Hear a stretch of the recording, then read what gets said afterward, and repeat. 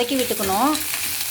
வெங்காயம் நல்லா இந்த அளவுக்கு வதங்கின உடனே மட்டன் மசாலா, தனியாத்தூள், குழம்பு மிளகாத்தூள், அடுத்தது மிளகாய்த்தூள், காஷ்மீரி மிளகாய்த்தூள், கொஞ்சமாக சால்ட் ஆட் பண்ணி நல்லா ஃப்ரை பண்ணிக்கணும். இப்போ மட்டன் நல்லா வேக வச்சுருக்கேன். அந்த மட்டன் ஆட் பண்ணி நல்லா இந்த மசாலா மட்டன் கூட ஆட் ஆகிற அளவுக்கு நல்லா மிக்ஸ் பண்ணி விட்டுக்கணும். இங்கே பாருங்கள், மசாலாலாம் நல்லா மிக்ஸ் ஆகிடுச்சு. இப்போ நம்ம அரைச்சி வச்சுருக்கிற பேஸ்ட் இதில் ஆட் பண்ணிக்கணும். ஆட் பண்ணி நல்லா மிக்ஸ் பண்ணிக்கணும். பாருங்கள், இப்போ மட்டன் வேக வச்ச தண்ணியும் அதில் ஆட் பண்ணிக்கணும். ஆட் பண்ணிவிட்டு நல்லா ஒரு மிக்ஸ் கொடுத்துட்டு மூடி போட்டு நல்லா ஒரு 10-15 நிமிஷம் கொதிக்க விடணும்.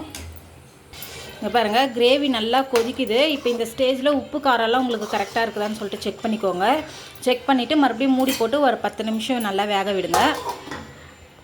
இங்கே பாருங்கள், கிரேவி